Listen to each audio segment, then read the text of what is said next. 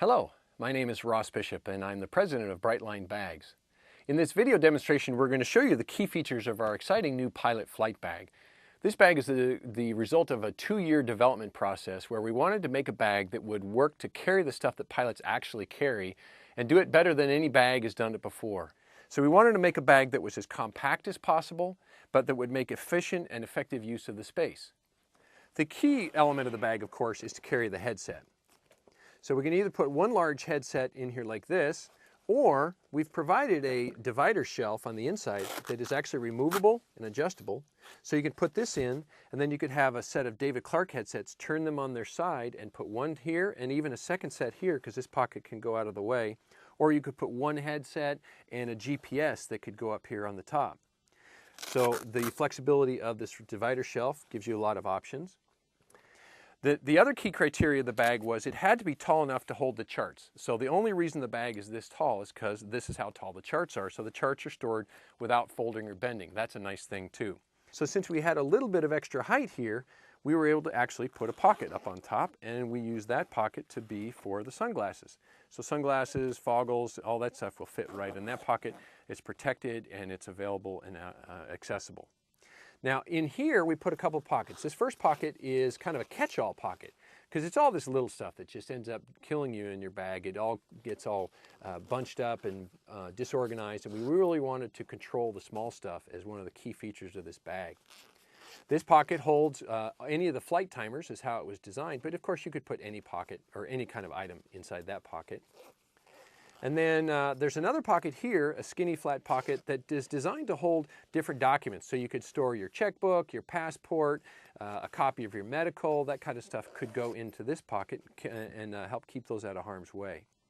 Now notice that the headset's quite wide here because of the ear cups, but it's much narrower here because of the headband. So we purposely put these two pockets up near the top so they would fit right into that space.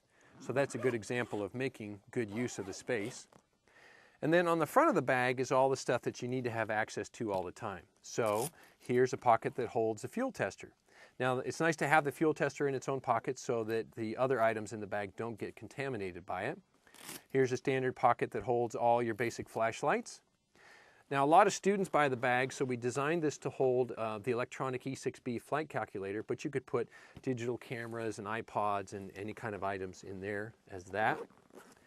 I was always surprised I couldn't find a bag that would let me store something as obvious and as necessary as my business cards. So business cards, but skinny small stuff, cotter pins or coins. Again, storing the small stuff becomes very important. In fact, we have another pocket up here that's another example of that, because it's all this little weird stuff that ends up just becoming a problem in any other flight bag. Here's a pocket that holds a Leatherman, some sort of a multi-tool. Now when I fly, I take all the stuff out of my pockets. So my wallet and cell phone and car keys and pocket knife, you gotta have a place to put all that stuff. So we designed a pocket right up here on top so that you can store your pocket stuff. We put a little clip here so that you could clip your car keys in, or if you're driving, you could put your aircraft key here. But then I got thinking, well, we don't wanna have my cell phone in with my pocket knife and my car keys because my cell phone will get all scratched up. So there's actually another pocket within a pocket that has its own zipper. So you can put your cell phone right in there, and therefore it's stored, but it's not getting damaged by the other items. The other interesting thing about this, you notice the different coloring on the different tabs. If you are, say, doing your pre-flight and your cell phone rings, you know that all you have to do is go directly for the white tab, and that's the pocket that has your cell phone. So the color coding on these tabs was very much by design. So on the side, notice that we have external pen pockets, so you can grab a pen at any time. And then on the other side is a pocket that, first of all, it holds the shoulder strap.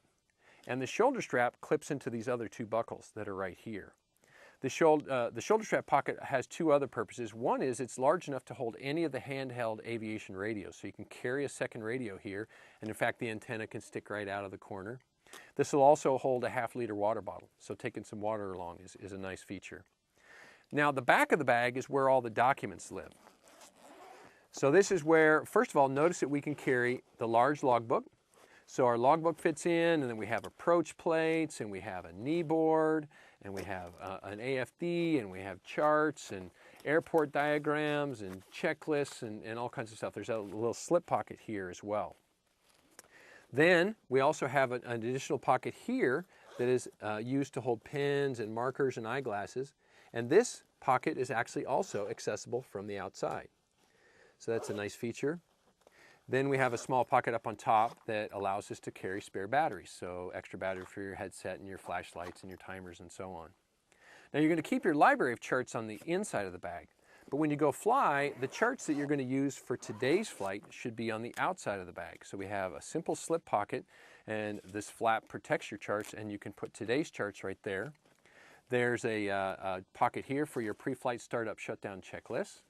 And then yet another pocket that would be used for carrying other checklists or other documents you might want to slip into that pocket.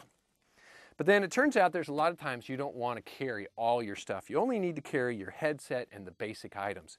So it turns out the whole bag zips apart into two separate bags.